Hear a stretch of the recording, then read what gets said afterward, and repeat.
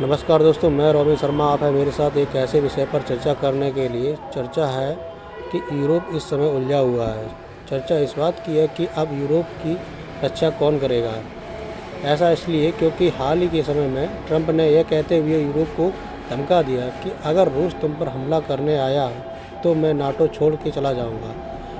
इसका अनर्थ इस तरह से निकाला जाए कि ट्रंप ने इस समय नाटो कंट्रीज में शामिल यूरोपीय देशों से कहा है कि अगर अपनी जीडीपी का 5% हिस्सा नाटो में देते हैं तो मैं आप लोगों की हिफाजत करूंगा, वरना मैं आप लोगों की हिफाजत क्यों करूं।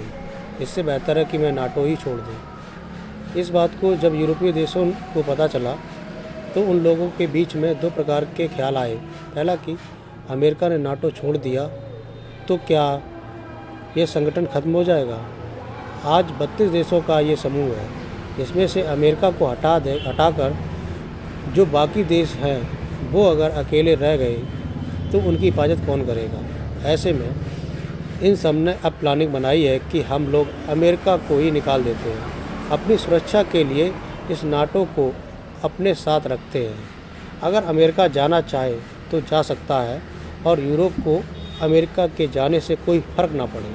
और अगले 5 से 10 साल के भीतर हम यूरोप की मदद से इस नाटो को इतना मजबूत बना लेंगे कि अगर ट्रंप निकलते हैं तो हमें कोई फ़र्क ना पड़े। अब यूरोप में ऐसा कौन सा मजबूत देश है जो अमेरिका को हटाने के बारे में सोच रहा है। तो नाम निकल के आता है कि ब्रिटेन, फ्रांस, जर्मनी और नॉर्डिक कंट्रीज़ के डेनमार्क, फिनलैंड, आइसलैंड, नॉर्वे। असल में डेनमार्क जैसे देशों ने ही सबसे पहले अमेरिका की तिरछी नज़र का सामना किया है, जब से इनसे ग्रीनलैंड आइलैंड अमेरिका ने मांग लिया।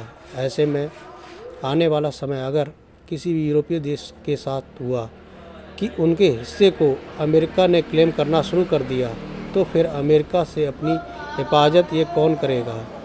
इसलिए इन लोगों ने सोचा कि हम नाटो के मैनेजमेंट ट्रांसफ़र के लिए ट्रंप को प्रस्ताव देते हैं कि अब आप इसका काम छोड़िए, हम नाटो बना के चला लेंगे। इस वजह से नीदरलैंड द हेग में होने वाली जून की नाटो बैठक में यह संभावना है कि ट्रंप को इस प्रस्ताव को सौंप सकते हैं।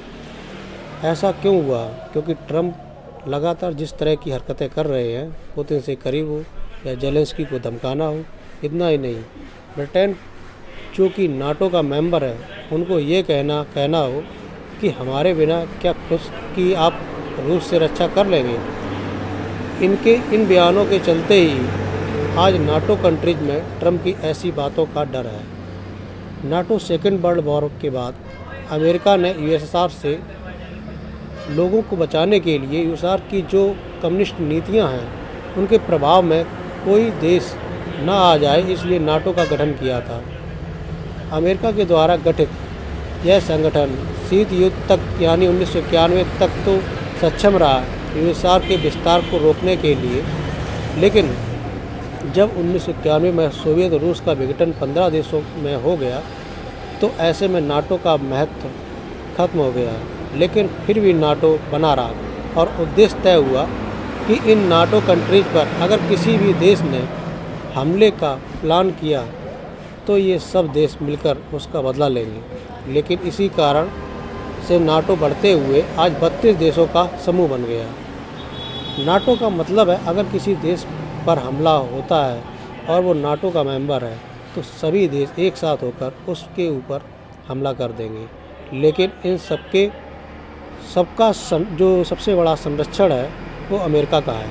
और ऐसे में अमेरिका का इन लोगों का ये कह देना कि मैं आप लोगों को छोड़ सकता हूँ, यानी नाटो को छोड़ सकता हूँ, इसके पीछे अमेरिका का तर्क है कि इस पूरे बजट में आप लोग बहुत ही कम पैसा खर्च करते हैं और नाटो का जो मिलिट्री बजट है उसमें आप लोगों का जो खर्च बहुत कम है। अमेरिका अपनी जीडीपी का लगभग 16% खर्च नाटो पर करता है। आप लोग अपनी जीडीपी का कम से कम 5% तो खर्च करना ही चाहिए।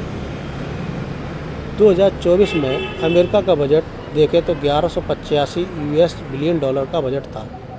अब आप सोचें कि 1185 बिलियन डॉलर का बजट है तो इसमें 755 लगभग 80 या 75% के आसपास जो खर्च है वो अमेरिका कर रहा है और $430 बिलियन यूरोप और कनाडा मिलकर कर रहे हैं। यानी कि बड़ा हिस्सा अमेरिका के द्वारा खर्च किया जा रहा है। ऐसे में अमेरिका ये बात तो बोलेगा ही कि तुम लोग खर्च क्यों नहीं कर रहे हो और मैं तुम्हारी सुरक्षा करूं तो क्यों करूं। ये जब बात इनसे बोली तो सारे यूरोप के देश इंक्लूडिंग कनाडा ये एक लंदन में मिले, समिट हुई। उस समय यूक्रेन पर भी चर्चा हुई और नाटो पर भी चर्चा हुई। असल में नाटो की जो फोर्सेस है इनके ऊपर एक कमांडर बिठाया जाता है। वो जो कमांडर है जब से नाटो बना है तब से अमेरिका का ही कोई नागरिक होता है। यही डिसाइड करता है कि किस देश के साथ कैसे उलझना है। अगर किसी देश से अमेरिका को उलझना हुआ उस समय नाटो देशों का जो साथ चाहिए। ऐसे समय पर या यह देश अगर मुकर गए और अमेरिका का कमांडर नहीं हुआ तो अमेरिका को बहुत बड़ा नुकसान हो सकता है। लेकिन ट्रम्प का मानना है कि अमेरिका सबसे पावरफुल देश है और हमें इसकी क्या ज़रूरत है। नाटो देशों में सबसे ज़्यादा न्यूक्लियर वेपन अमेरिका के पास है। यहीं यूके और फ्रांस जैसे नाटो देशों के पास 500 न्यूक्लियर वेपन है। अमेरिका के पास लगभग 5000 न्यूक्लियर वेपन और रूस के पास लगभग 6000 न्यूक्लियर वेपन है।